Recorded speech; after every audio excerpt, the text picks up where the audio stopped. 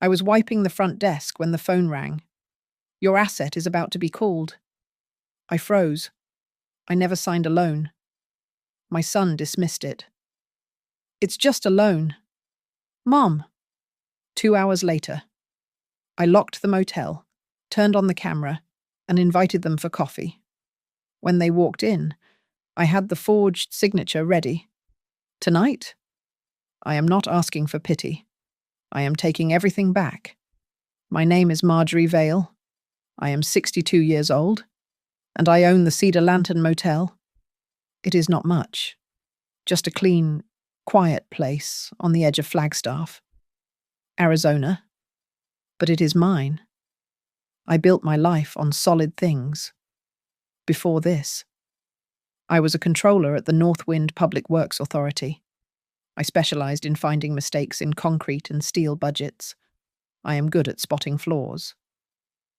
The phone rang just as I was wiping the reception counter, the smell of bleach sharp in the dry air. A young man's voice, all professional polish and zero empathy. Mrs. Vale. This is Western Ridge Community Bank. We're calling about the commercial loan secured by your property. It is currently 27 days past due. My hand, the one holding the receiver, started to shake. The other clutched the rag, dripping disinfectant onto the laminate. I'm sorry, I said, my voice sounding distant. There must be a mistake. I have no loan with Western Ridge. The young man sighed, a sound of procedural impatience. Ma'am, the loan is under Sunstripe Canyon LLC, using the motel as cross-collateral. If we don't receive payment... I hung up. I moved stiffly to the back office. The old floorboards groaned under my feet. My heart was a cold, hard knot. I spun the dial on the safe, my late husband's safe. My fingers knew the combination better than they knew prayer. Inside, there was only what should be there, his will, a few bonds, and the motel's deed, still in its sealed envelope. No loan documents, no agreements, nothing. My mind flashed back to 3 weeks ago. My son, Caleb, 34 years old and still looking for the easy way. He had stopped by, smelling of expensive cologne and desperation. It's just a small advance, Mum, to get things rolling. I had told him no. I told him the motel was not a bank. He left in a huff, his wife Sloane probably waiting in the car, tapping her painted nails on the dashboard.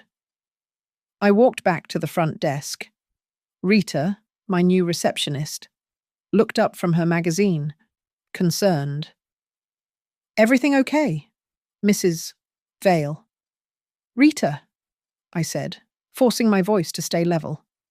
The man who was here last week, the one taking pictures. What did he ask you? She frowned.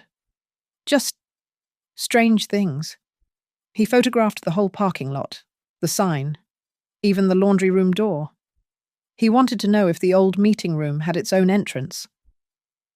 As she spoke, my computer chimed. An email from the bank. Subject documentation regarding your account. I opened it. There it was, a scanned document, a power of attorney. It gave Caleb and Sloane full authority over my assets. And at the bottom, my name, Marjorie Vale. It was a forgery, a clumsy, insulting forgery. They got the sweep of the M right, but the J in my middle name, my father's name, James, was wrong, too looped, too weak. I picked up the phone again, my hand rock steady this time. I dialed Owen Pike, my old lawyer. He is retired, mostly, but he picks up for me. Owen, I said, I'm sending you a file. He called back in 10 minutes. Marjorie, this is bad. The notary stamp is for a Marta Dell. I don't know any Marta Dell. She's based in Phoenix, Owen said. 200 miles away. I did not panic. Panic is a luxury for people who have someone else to fix their problems. I am a controller. I control. I went to the motel's online booking system and shut it down for the weekend. No vacancy. I told Rita to take the rest of the day off. Paid. This needed to be quiet. Then, I picked up my cell phone. I opened the group text with Caleb and Sloane. My fingers flew across the screen. Hope you are both free this weekend, coming to the motel to celebrate your grandmother's birthday. We will have cake, Sloane replied almost instantly. A single, detached, okay. I set the phone down. I looked at the scanned signature, that ugly, false J. I thought of my son, my only child, and the woman who held his leash. I used to beg them to love me. I used to make excuses for their distance, for their casual cruelty. Not this time. I went back to the front desk and pulled out the ledger. This time, I will force them to respect me. Owen did not waste time. By 8 p.m., a secured email was in my inbox. His report was cold, precise, and devastating. The power of attorney, he confirmed, was dated the 10th of last month. It stated that I, Marjorie Vale, appeared before a notary named Marta Dell in Phoenix to sign the document. I looked at the plastic hospital bracelet still sitting on my desk. I had saved it. On the 10th of last month, I was nowhere near Phoenix. I was lying in a recovery room at Flagstaff General, my right eye bandaged, recovering from cataract surgery. The bracelet, with its timestamp and my name, was my alibi. They had been sloppy. They assumed I was just an old woman who would not check the dates. Then came the details of the loan. It was issued to a brand new entity, Sunstripe Canyon LLC. Owen had pulled the incorporation papers, filed just 2 days after the POA was signed. The ownership was listed clearly my son, Caleb Vale, held 51%. His wife, Sloane Hart Vale, held 49%. And the clause that made me feel like I was drowning in the dry Arizona air, cross-collateralization. A simple, brutal mechanism. If Sunstripe Canyon LLC, a company I had never heard of, missed a single payment, the bank was authorized to seize the asset used as security, my motel, my life's work. Owen had gone further. He accessed the LLC's new bank statement. The loan had funded, and the day it funded, one massive withdrawal was made. $45,800. The recipient, Hart & Co., Interiors. My blood turned to ice. Hart & Co. was Priscilla Hart's company, Sloane's mother. A woman who only spoke in compliments that felt like insults, who had once asked Caleb, right in front of me, why he was letting his mother keep this run-down relic instead of selling it. I closed the report and opened the motel's security software. I went back 1 week, to the day Rita mentioned. There, Sloane. She was wearing a white linen suit, looking completely out of place against my faded, functional lobby. I watched the silent footage. She leaned over the counter, all teeth and charm, asking Rita for a favor. I saw her hold up some papers. Rita buzzed her into the back office. I watched Sloane walk straight to the multifunction printer. She didn't print. She scanned. She fed a thick stack of papers into the document feeder. I minimized the video feed and remotely accessed the printer's hard drive log. A controller knows that machines keep better records than people. I scrolled through the job list. Scan, scan, print. And there, a scanned PDF, created by Sloane's user profile, time-stamped to the exact time of the video. The file name was PO final signed. She had used my scanner, in my office, to commit fraud against me. My hands were perfectly steady. The shaking had stopped hours ago, replaced by a cold, structural anger. I picked up my phone and dialed the number for Marta Dell, Notary Public, in Phoenix. A woman answered, sounding rushed. Marta Dell speaking. Hello, I said, my voice calm and pleasant. My name is Marjorie Vale. I'm calling to thank you for your services regarding a power of attorney I supposedly signed in your office on the 10th. There was a fumbling sound, a sharp intake of breath. I don't. I have to take another call. The line went dead. She hung up. I smiled. I made my next call to Western Ridge Community Bank. I did not ask for the collections department. I asked for the new business loans department. Hello, I said, putting a note of frail confusion into my voice. My name is Marjorie Vale. I own the Cedar Lantern Motel, and I'm thinking about expanding. I'd like to speak with your most senior credit officer about a new loan. Mr. Gavin Rhodes. Yes. He sounds perfect. Can I meet him this Friday? The trap was set. While I waited, I looked at the POA file one last time. There was a second signature. A witness, required by the bank. Elliot Cray. I typed the name into the internet. Elliot Cray was a junior designer at Hart & Co. Interiors. Of course he was. This was not just Caleb being weak or Sloane being ambitious. This was a conspiracy, organized and executed by the Hart family. My son was not the architect, he was just the tool. The lobby smelled of old coffee and lemon polish. I had brewed 2 fresh pots, 1 regular, 1 decaf, and set them on the counter. It was a gesture of hospitality that I felt was important. An enemy you offer coffee to is an enemy you control. Under the thick laminate of the front desk, just to the left of the knee hole, I had taped a small, high-sensitivity microphone. It was perfectly legal. The sign on the glass door, required by Arizona law and ignored by everyone, clearly stated, "This area is subject to audio and video surveillance for security." At exactly 10 o'clock. The bell above the door chimed. Caleb entered first, his eyes already searching the floor, unable to meet mine. He was my son, but he looked like a stranger in a cheap suit.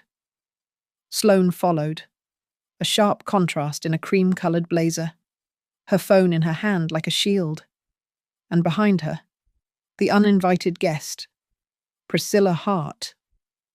Priscilla glided into my lobby as if she were inspecting it for a hostile takeover. Her silver hair was pulled back in a severe, expensive-looking twist. "Marjorie," she said, her voice smooth. "I hope you don't mind. I thought Sloane might need some family support." Sloane herself was already scanning the room, her nose wrinkled slightly. "This motel is cute. Mom." She only called me Mom when she was about to deliver an insult. "When my side of the family comes for Thanksgiving, I'll need you to set aside 5 rooms. Make sure they're the adjoining ones in the back. They'll want the quiet." I just smiled and gestured to the coffee. "Help yourselves." I let them fix their cups. I let the silence stretch, filled only by the sound of liquid pouring into cheap ceramic. "Before we schedule Thanksgiving," I said, keeping my voice mild, "we have a small piece of business to discuss." I turned the guest monitor on its swivel base. The screen was bright, showing the scanned image of the power of attorney. I zoomed in slightly on the signature line. "I have a simple question," I said. "Whose signature is this?" Caleb flinched, spilling a small drop of coffee on his hand. He stared at the screen, and I watched the blood drain from his face. It's Mom. We. Oh, stop it. Sloane snapped, not at me, but at him. She turned her hard, bright eyes on me. Don't be dramatic. Mum, you already agreed to this. You said you would help Caleb. I said I would not. I said. My voice was calm, but the ice was setting in. I reached under the counter. I pulled out the plastic bracelet from Flagstaff General, the one with my name and the date. I placed it on the counter. Next to it, I placed the time-stamped receipt from the hospital cafeteria. On the 10th of last month, the day this document claims I was in Phoenix, I was right here in Flagstaff. I was in a hospital bed, blind in one eye from surgery. Caleb looked like he was going to be sick. Sloane's eyes narrowed, searching for an angle. Priscilla stepped forward, placing a manicured hand on Sloane's shoulder. She laughed, a short, sharp sound, like ice cracking. Marjorie, really, it's just a formality. It's just a loan. We are family. This is what families do for each other. You have this asset. Caleb and Sloane need leverage for their future. It's simple. Family, I said, meeting her gaze, does not use forged power of attorney documents. We did not forge. Sloane started. Didn't you? I hit a key on my keyboard.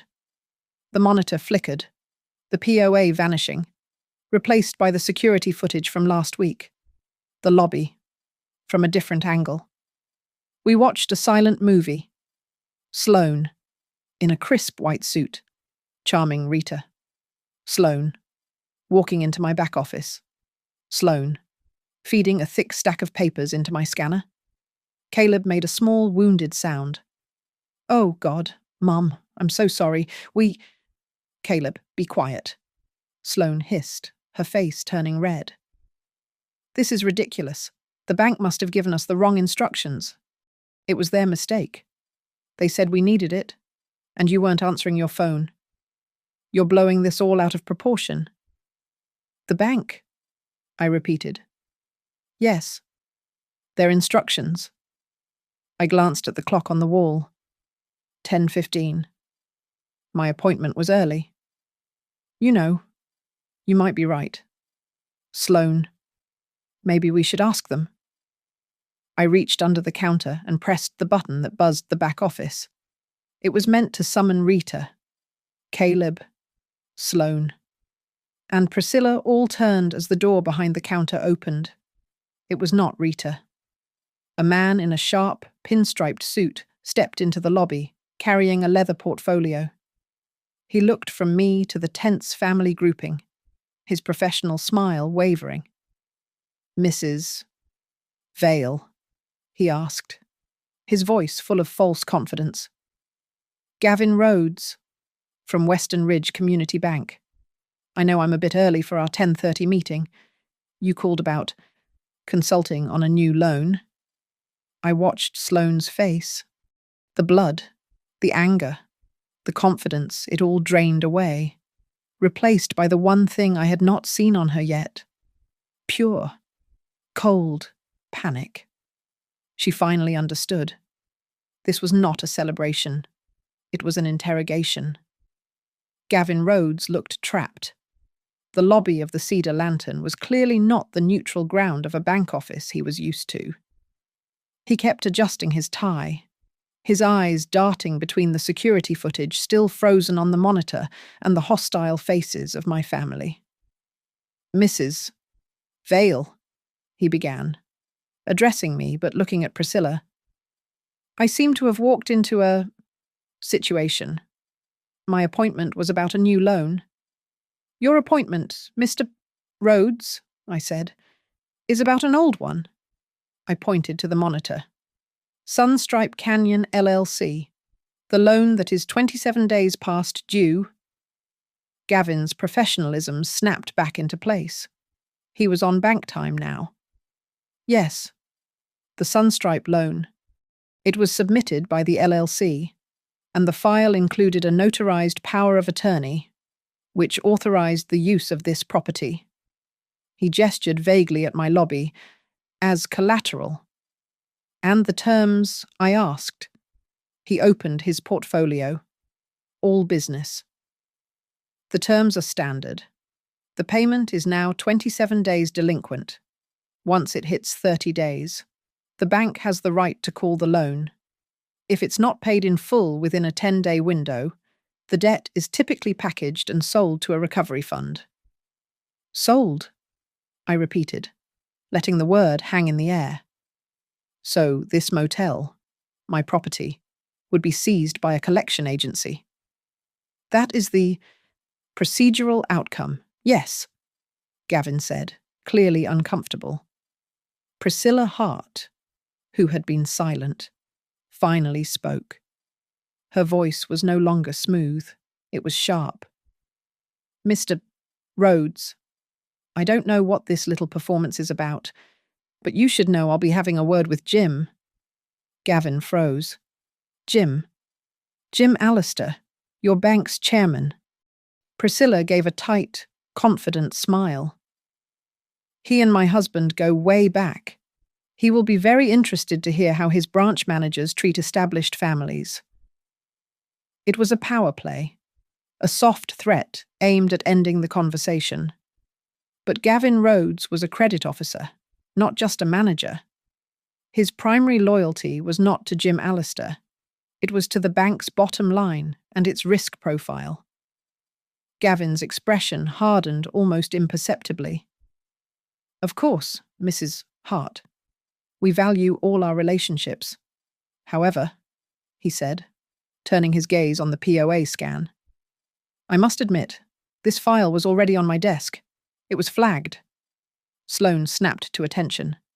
Flagged? What do you mean? The notary stamp, Ms. Hart Vale, Gavin said, lowering his voice conspiratorially, as if letting them in on a secret. It's for a Martindale in Phoenix, but the county code on the stamp, it does not match the Phoenix jurisdiction. It is a small discrepancy, but it is the kind of thing our legal department gets nervous about. He was protecting the bank, creating distance from the fraud. Sloane saw her opening and switched tactics instantly. The anger vanished, replaced by a trembling lip. Oh my God, she whispered, looking at Gavin, then at me. We just wanted to fix up the house. For guests. For family. Tears welled in her eyes. This was all just to make a nice future. We were going to pay it back. We will pay it back, won't we? Caleb. She looked at Caleb, but I spoke first. I picked up a laminated sheet from behind the counter. It was a printout from the Arizona State Legislature's website. According to Arizona Revised Statutes, Title 14, Section 5506. I read, my voice cutting through Sloane's performance. A person who acts with intent to defraud using a power of attorney, or who forges a signature on such a document, is guilty of a Class 5 felony. The word felony hung in the stale, coffee-scented air. That is when Caleb broke. He sank into one of the vinyl lobby chairs, his head in his hands. His voice was muffled, cracking. I did not know it was a felony. He looked up, his eyes red and frantic, pleading with me. Not his wife. Mum, I swear. Priscilla. She brought the notary to the house. She said you had already agreed to it over the phone, that you were busy, and this was just to make it official. She said, just sign it. Caleb, your mother wants this. So I signed? I signed where she pointed.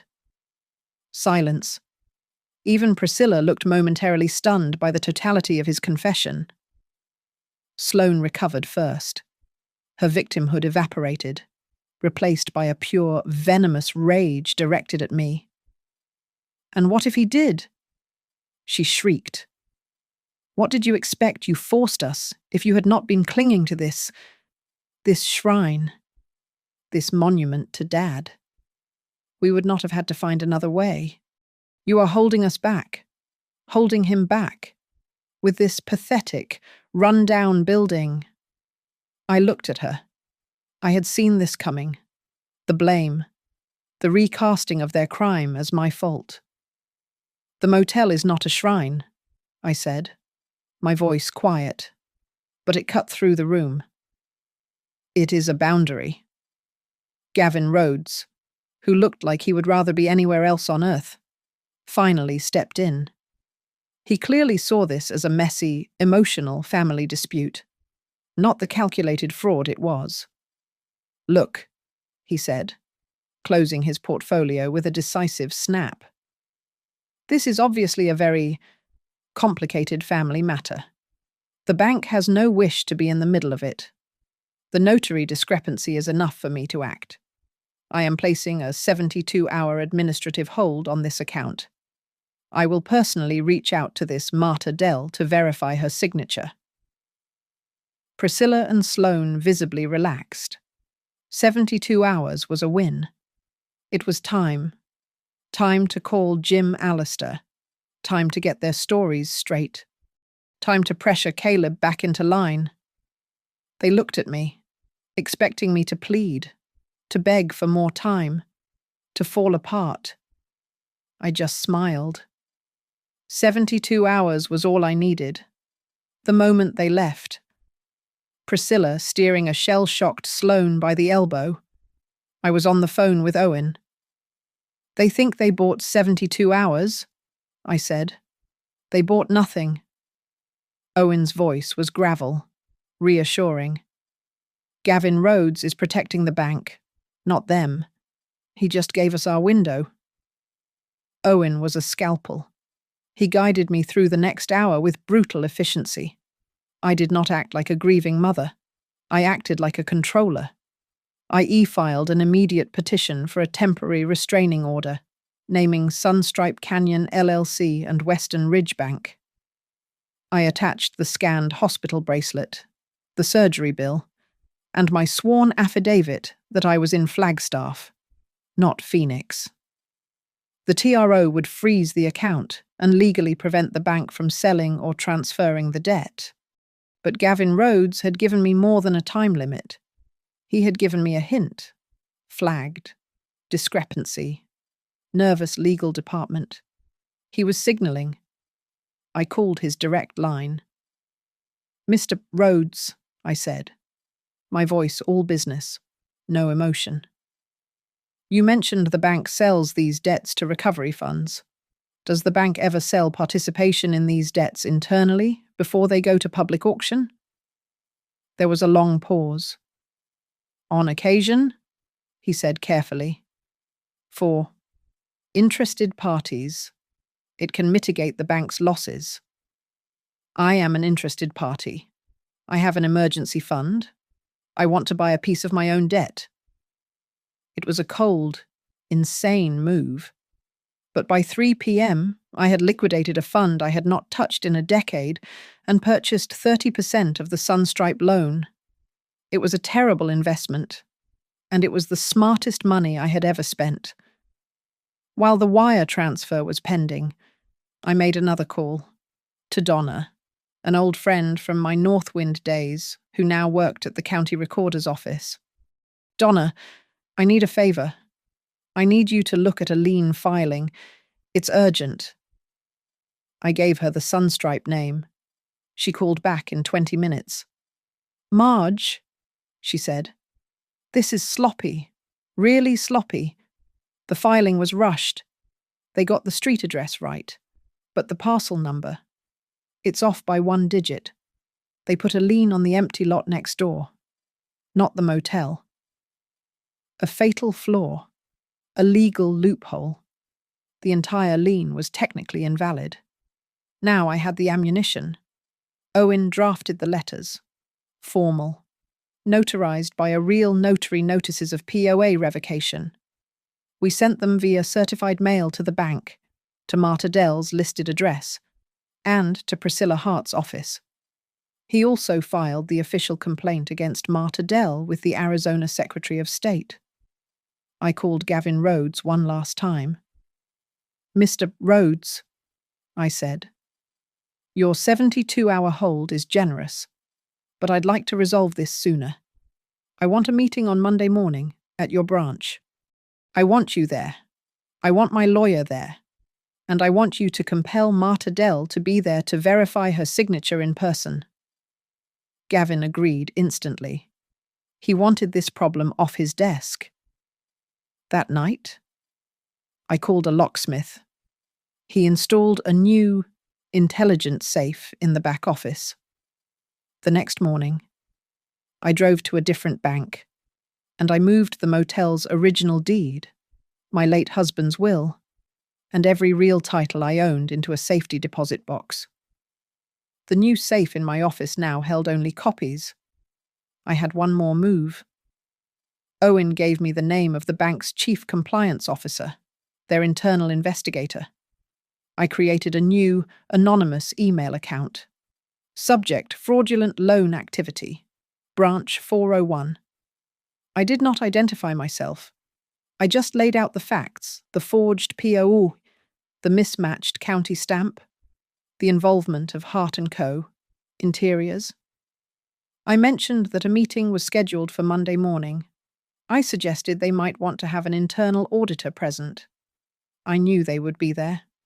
I copied the audio file from the lobby confrontation onto a small USB drive and dropped it into my purse. The double tap. If they denied anything, I had the recording. My phone buzzed late that night. A text from Caleb. "Mum, please. Can I see you? Just us. Before Monday. Please. I can explain." My fingers hovered over the screen. The urge to see my son, the boy I raised, was a physical ache. But the woman who had been defrauded replied, "10 a.m. tomorrow. The lobby. We can talk here." In the lobby. In front of the cameras. I turned off the neon sign, plunging the parking lot into darkness. I sat in the office, the glow of the empty surveillance monitor my only light. I had filed a TRO. I had bought my son's debt.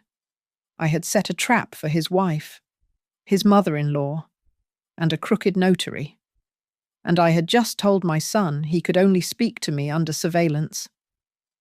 I finally admitted the cold truth to the darkness. I might have to lose my son to save myself. He was there at 10 a.m. on the dot, looking like he had not slept. He stood in the middle of the lobby, refusing the coffee I offered. He saw the red light on the camera in the corner, and for a moment, I thought he would turn and leave. He just sighed, a deep, rattling breath, and his shoulders slumped. "It was Priscilla," he said to the floor. "The whole thing, Sunstripe Canyon, it was her idea. She said she had these big projects lined up, resort developments. She said she could get us in. But we needed to show liquid capital. We needed a big asset for the initial guarantee." "My asset?" I said. It was not a question. She said it was just to get it started. His voice cracked. Sloane swore it was just a formality, to get the LLC approved. She said we'd move the guarantee to another property, one of Priscilla's. As soon as the first contract was signed, I just had to sign the papers to make it look valid. I thought it was just paper. I let the silence sit there, as heavy and dry as the desert air. I let him stand in the consequences of his own disastrous logic. "When you signed that paper, Caleb?" I asked, my voice as quiet as the dust on the windowsills. "Did you think I was just an accessory to your life?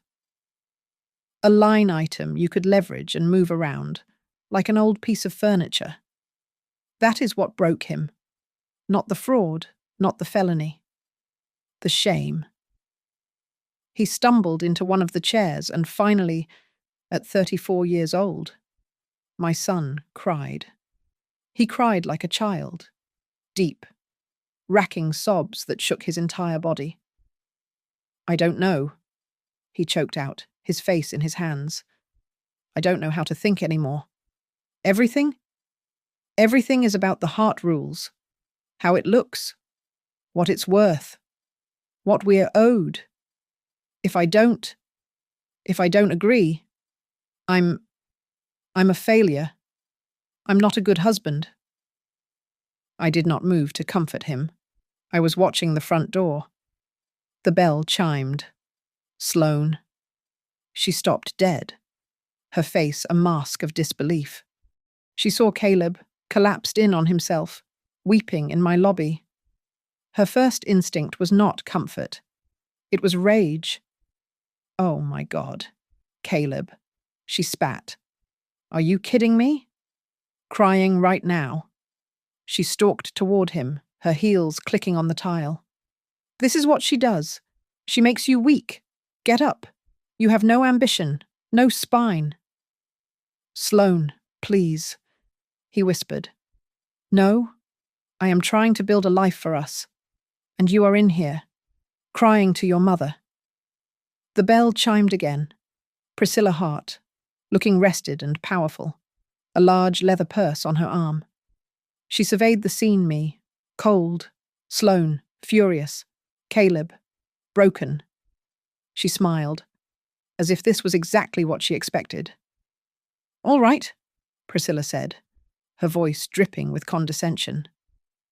That's enough drama. Marjorie, I've spoken to our people. This has all been a terrible misunderstanding. She walked to the counter, pulling a sheaf of papers from her bag. We are prepared to make this right. You sign this POA confirmation, a real one, this time just confirming the original loan. We, in turn, will guarantee in writing to have the entire loan, principal and interest, paid in full within 90 days. The lien is removed, your motel is clear, and we all move on. Family is family. She slid the paper toward me. It was an offer of surrender, disguised as a truce. 90 days of her having legal control. No, I said. Priscilla's smile twitched. I don't think you... I said no. This isn't a negotiation. I looked past her, to my son, who was staring at the paper, seemingly hypnotized. You don't get 90 days. You don't get my signature. You give me my son back first. What an absurd, sentimental. Priscilla began. Just then, Rita emerged from the back office. She was not scheduled, but I had called her. She walked past the Harts, ignoring them, and placed a single brown envelope on the counter in front of me. This is that printout you asked for. Mrs. Vale, she said, her voice clear. I nodded. Thank you, Rita. I opened the envelope. I pulled out a single sheet of paper and placed it on the counter, next to Priscilla's useless offer. It was a printout of an email, an internal email from Hart & Co., Interiors, forwarded from Elliot Cray to Sloane. The subject line, finish before Friday. The body was short. Sloane. Per your mother's instructions. We need Marjorie's POA signed and notarized by Friday, or the bank won't fund the Sunstripe account. I've scheduled Marta Dell. Just get the old signature and the ID scan you mentioned. Caleb stood up. He looked at the email. He looked at the date. He looked at his wife, and then at his mother-in-law. For the first time, I saw the fog of the heart rules clear from his eyes. He saw the cold, efficient machinery of the trap he was in. He did not yell. He did not cry. He just looked at Priscilla, his voice flat. It's over. He pushed her papers away from me. I am signing a full cancellation of that POA, and I am taking full personal responsibility for the loan. Priscilla Hart stared at her son-in-law. Her face was not angry. It was the look of someone inspecting a very expensive appliance that had just broken down. A look of pure, unadulterated disgust. The crack in the facade was finally visible to everyone. The bank's conference room was beige and airless, designed to suck the emotion out of any meeting. It did not work. Gavin Rhodes sat at the head of the table, looking pale. To his right sat Owen, and next to Owen, me. To Gavin's left sat a woman with sharp eyes and a leather-bound notepad, who was introduced only as Ms. Shaw, the bank's internal auditor. My anonymous email had worked. Priscilla, Sloane, and Caleb were seated opposite us, and at the far end, looking terrified, was Marta Dell. "Thank you all for coming," Gavin began, his voice tight. "We are here to resolve the discrepancy regarding the power of attorney for the Sunstripe loan. Ms. Dell. Our records show you notarized this document on the 10th of last month in Phoenix." Marta Dell, a woman who looked like she was drowning in her own floral print blouse, nodded, her eyes fixed on Priscilla. "Yes, that is correct. Mrs. Vale. She came to my office. She signed it." "She is lying," I said, my voice clear and cold. Owen slid a file across the table to Ms. Shaw. "On the 10th, Owen said. "My client was at Flagstaff General Hospital, recovering from cataract surgery." He passed another copy to Gavin. "You'll find the hospital admission and discharge papers, clearly time-stamped." I placed my own copy on the table. "And this," I said, adding another document, "is a data printout from my phone's location services. On the 10th. My phone. And I never left a 2-mile radius of Flagstaff General." Marta began to tremble. I get a lot of clients. Maybe the date. The date is not your only problem," Ms. Shaw, the auditor, said. Her voice was like a razor. She tapped her laptop, and the large monitor on the wall lit up. "This is your official notary log for the 10th. Ms. Dell. You'll note the county code you used for the Vale transaction is incorrect. It's for Pima County, not Maricopa." Ms. Shaw clicked again. A low-resolution photo appeared. "And this is the ID photo you scanned for the signer. Someone in large, dark sunglasses, with her hair covering half her face." She looked at me, then back at the screen. "It is, suffice to say, unverifiable." Owen spoke again. "Furthermore," he said, sliding a new document to the auditor, "this is a certified copy of Mrs. Vale's tax return from 2 years ago. And this," he placed the forged POA next to it, "is the signature in question. I would draw your attention to the letter J in her middle name. Mrs. Vale's J is a distinct, hard-angled stroke. The J on the POA is a weak, looped forgery. They are not a match." The room was silent. Sloane, seeing the case crumble, made her move. "This is insane," she said, her voice rising in disbelief. "I didn't know about any of this. My mother—" She pointed at Priscilla. "She handled all the details. She said it was taken care of. I just signed the LLC papers." Ms. Shaw did not even look up from her notes. "Ms. Hartvale," she said, "I have here an email, dated 2 days before the loan's funding, from an Elliot Cray at Hart & Company Interiors. The subject line is Finish before Friday. It was sent to you.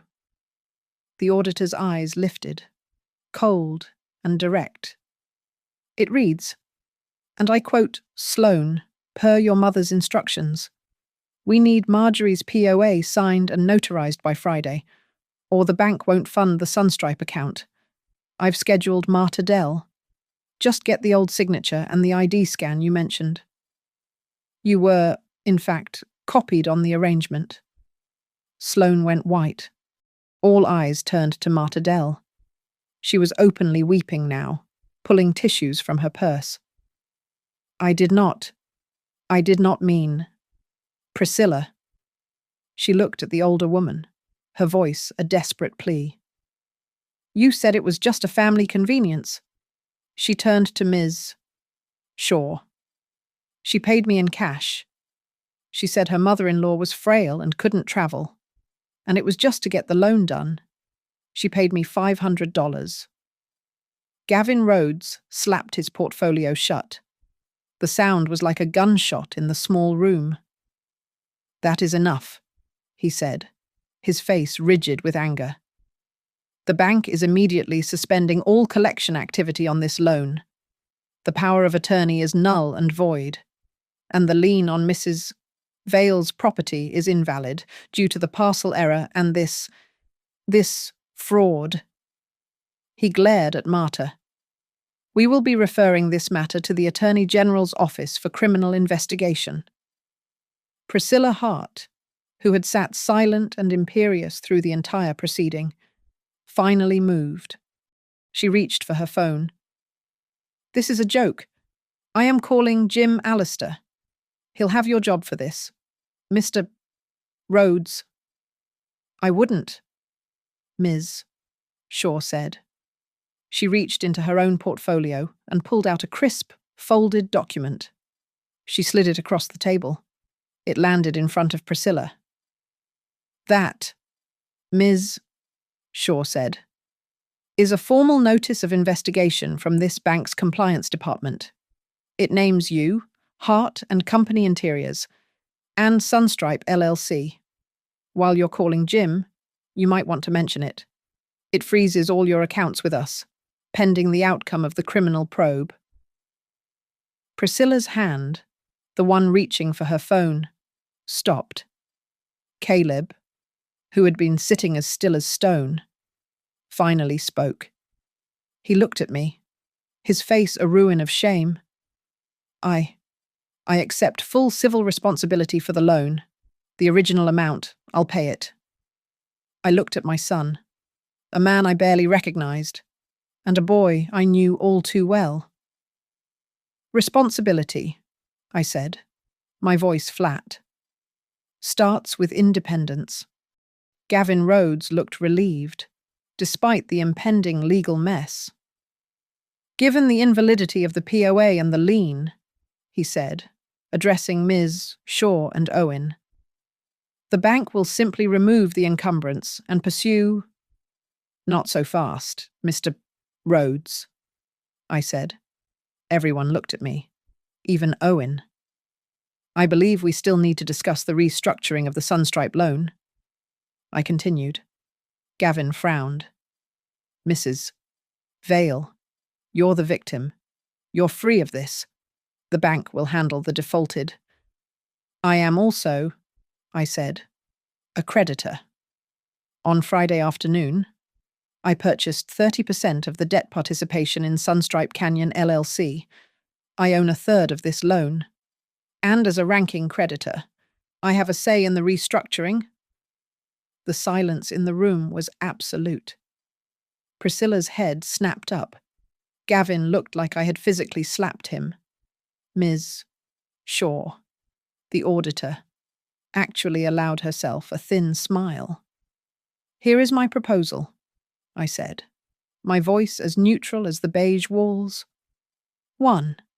The motel is immediately and irrevocably released from all collateral obligations, and the bank will file the release of the invalid lien by close of business today. 2. The full balance of the loan, including all penalties and interest, remains the sole responsibility of Sunstripe Canyon LLC. I turned my gaze on Caleb and Sloane. 3. Caleb will sign a personal guarantee for the full amount. Sloane, if she wishes to remain co-owner of the LLC, will sign an identical, independent guarantee. If she refuses, her stake is forfeited to Caleb, and he assumes the full burden. 4, I said, looking directly at Priscilla, who was staring at me with pure hatred. Priscilla Hart is to be removed from all bank accounts associated with the LLC, effective immediately, and she will personally assume the civil liability for the $500 in cash paid to Ms. Dell, plus any legal fees the bank incurred in this investigation. Gavin Rhodes looked at Ms. Shaw. The auditor nodded once. Gavin turned back to me. The bank finds these terms acceptable. It resolves the matter cleanly and keeps the liability with the originating parties. He wanted this over. The reputational risk of a lawsuit from me was far worse than this messy loan. Sloane, who had been pale, turned red. The reality of the criminal referral for her mother had finally sunk in. "Wait," she said, her voice high and desperate. "You can't. This is a family matter, Ms. Shaw, Mr. Rhodes. If you pursue this, the dishonor. My mother? We can just settle this." She was looking at me, bargaining. "Mom? Marjorie, just tell them to stop. We'll pay the loan, just don't let them do this to my mother." I looked at her, at this woman who had tried to steal my life's work and who was now begging me to protect her mother's reputation. "I do not trade my freedom for your silence," I said. "You wanted this. You built this. You own this." I turned back to Owen and Gavin. "I have 2 more conditions for the restructuring. First, I require a formal, written apology, not just to me, to my employee, Rita, whom Sloane manipulated to gain access to my office. That letter will be vetted by my counsel." I looked at Caleb. He was already nodding, his face grim, accepting. "And second," I said, "Caleb's personal responsibility needs a payment plan. He will work as an employee at the Cedar Lantern Motel. He will take the night manager position, 6 months, full-time. His entire salary will be paid directly from my payroll to the bank, servicing the interest on this loan. After 6 months, we will re-evaluate his financial independence." Caleb closed his eyes, but he did not argue. He just said, "Yes, Mum." Sloane looked caught, suspended between her mother and her husband. She looked at Caleb, working as a motel clerk. She looked at Priscilla, facing a criminal investigation. For the first time, the Hart rules had no answer. She was trapped in the wreckage she had helped create. Priscilla Hart stood up. Her chair scraped loudly against the floor. She was vibrating with a rage she could not vent. She looked at me. At Caleb? At Ms. Shaw. She opened her mouth. But Ms. Shaw was still taking notes, her pen scratching in the silence. Priscilla snapped her mouth shut, grabbed her expensive purse, and stormed out of the room.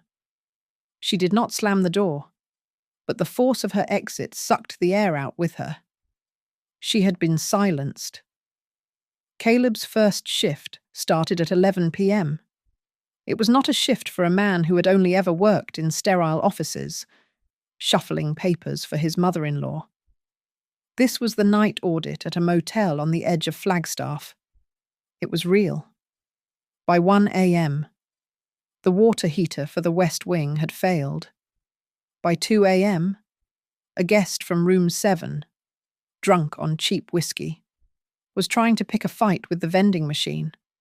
By 3 a.m., the main breaker for the neon sign started flickering, plunging the lobby into alternating darkness and a buzzing, sickly red light. I sat in the back office, drinking bitter coffee, watching him on the security monitors. I watched him placate the drunk man, his voice shaking. I watched him stare at the breaker box like it was an alien console. I did not go out. I did not coddle him. When the phone rang, I picked it up. "It's the water heater," he said, his voice exhausted. "Room 9 is complaining. It's ice cold." "Go to the utility closet," I said. "Read the tag on the red valve. Read me the reset instructions." He did. I walked him through the reset, step by step, over the phone. I was not teaching him plumbing. I was teaching him what it felt like to fix something you were responsible for. Just before 4 a.m., a car pulled into the lot, its expensive engine too quiet for this hour. Sloane. She got out, looking small and wrong under the flickering neon. She walked into the lobby, past the drunk man who was now asleep in a chair, and stopped in front of Caleb. He was wiping down the counter, a task he had clearly never done before. "Caleb," she said, her voice a low whisper. "I need to talk to you. Alone." She saw me in the office doorway. To her. She came into the office. She looked at the old metal desk, the humming computers. "He can't do this. Marjorie," she said. "He is doing it." She looked at me, her eyes desperate. The heart armor cracked. "You don't understand my family. You don't know what it's like. From the day I was born, it was points. My grades, my tennis ranking, my weight, who I dated. It was all points. It's how my mother keeps score. It's how she proves we're winning." She was twisting the strap of her purse. I was terrified of being left behind, terrified of not being enough. She always said, "Sloane, you have to push him. Men don't respect love. They respect victory." If Caleb wasn't a winner, then I was a loser. And I can't be a loser. It was a confession, the sad, hollow core of their entire lives. I felt a twinge, not of pity, but of recognition. The desperation of a woman trapped in a system. I did not offer her a chair. I did not offer her comfort. "That is a terrible way to live," I said. "And breaking the cycle is your job, not mine, and not his." Before she could answer, the lobby bell did not chime, it was slammed, the door crashing open. Priscilla Hart. She was not dressed for a late-night visit. She was dressed for war, in a sharp, dark suit. "You!" she shrieked, pointing at me. "You think this is over? I have spoken to my real lawyers. We are filing a countersuit. Defamation. Intentional infliction of emotional distress. We will take this shack, and turn it into a parking lot."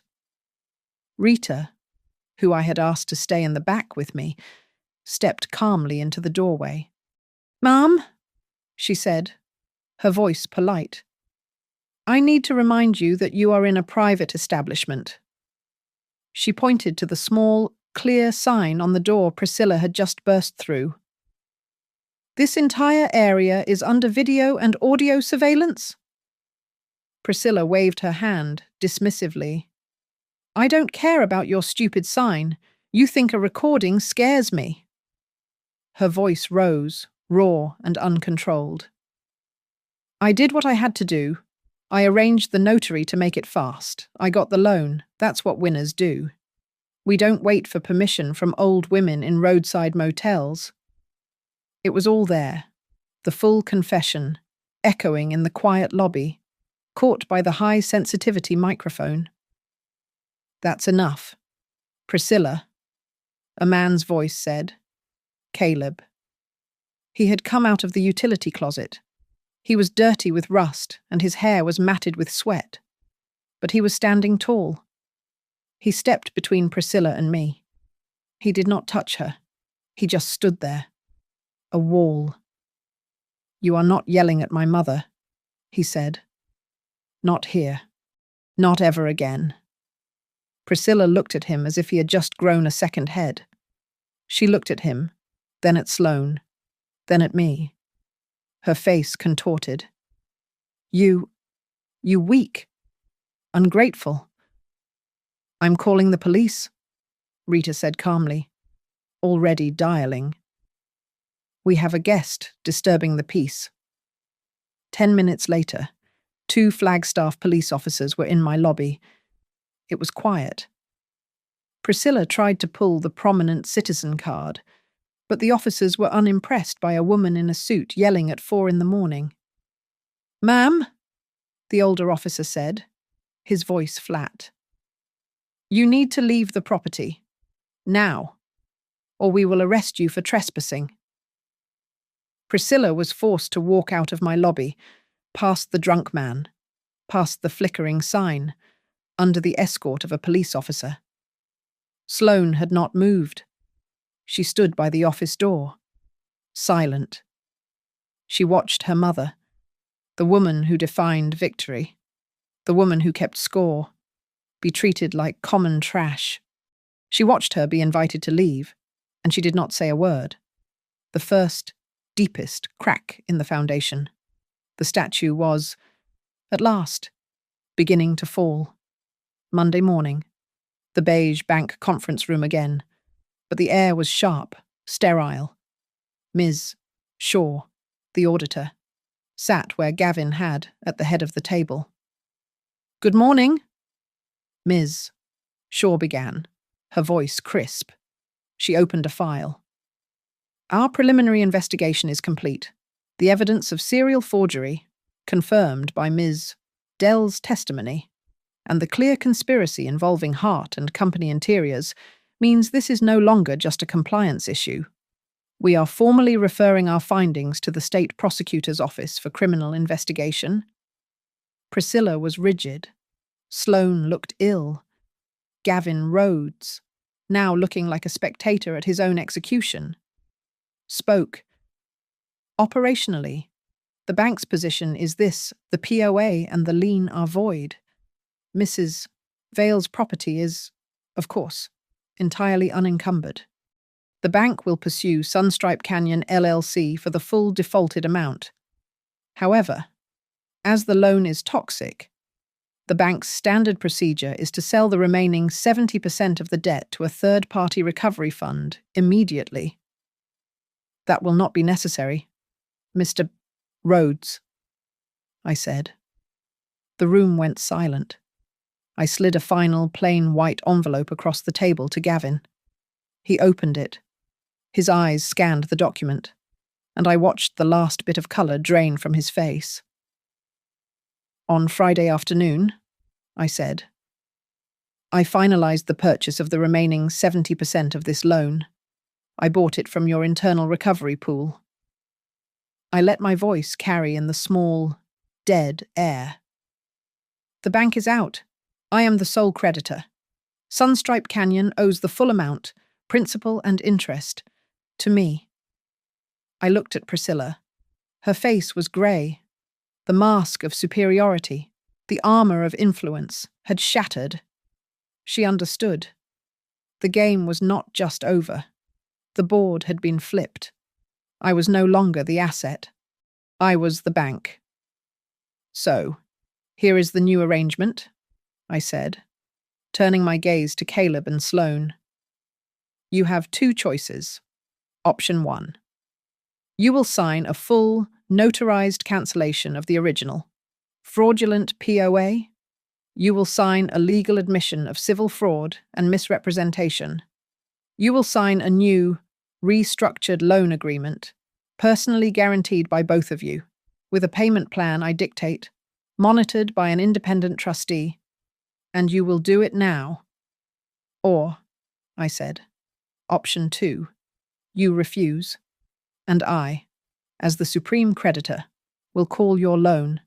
Today, I will file for immediate seizure of Sunstripe Canyon LLC and liquidate every asset associated with its name. Caleb did not look at his wife. He did not look at Priscilla.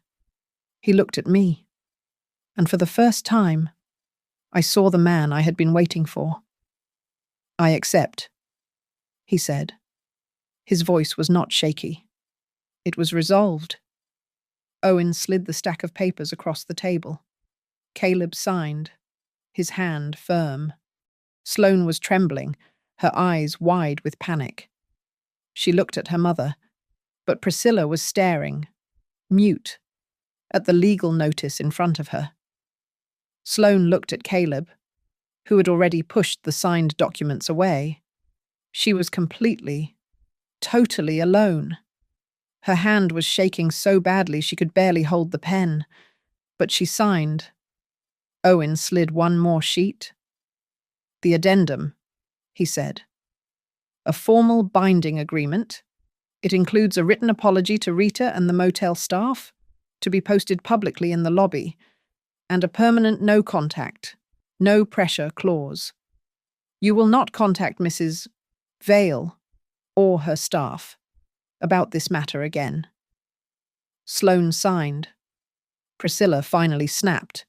Her chair scraped back. You cannot, she growled, her voice thick with a lifetime of entitled rage. Mrs. Hart. A uniformed court courier who had been waiting by the door stepped forward. He placed an official, sealed document in Priscilla's hand. The state prosecutor's office has been very efficient, Ms. Shaw said quietly. Priscilla looked at the official summons. She opened her mouth. Nothing came out. She sat down, her hands in her lap, defeated, silenced. I stood up. Mr. Rhodes, file the release of lien. I want confirmation from the county recorder before I leave this building. Gavin was already on his phone, nodding. I picked up my purse. My own phone buzzed. I saw Rita's name and answered. I just got the confirmation email from the county. Mrs. Vale. Her voice was bright, clear. The automated alert. The lien is gone. Your asset is safe. I hung up. I did not look back at my son, or his wife, or the woman who had tried to ruin me. I walked out of the conference room, through the bank lobby, and pushed open the heavy glass doors. The Arizona sun hit me, hot and bright, like a physical force. I stopped on the sidewalk. My hand, the one that had been shaking, the one that had clutched the phone receiver, was perfectly steady. It was as steady as the foundation of my building. I looked up at the sky. I could see the old, wooden sign for the Cedar Lantern Motel in my mind. I closed my eyes. I had called the debt. I had called for respect. Thank you so much for listening to our story. We'd love to know where in the world you are tuning in from, so please drop a comment below and share your thoughts. Don't forget to subscribe to Grandma's Family Diary, like this video, and give it extra support by hitting that hype button to help this story be heard by more people.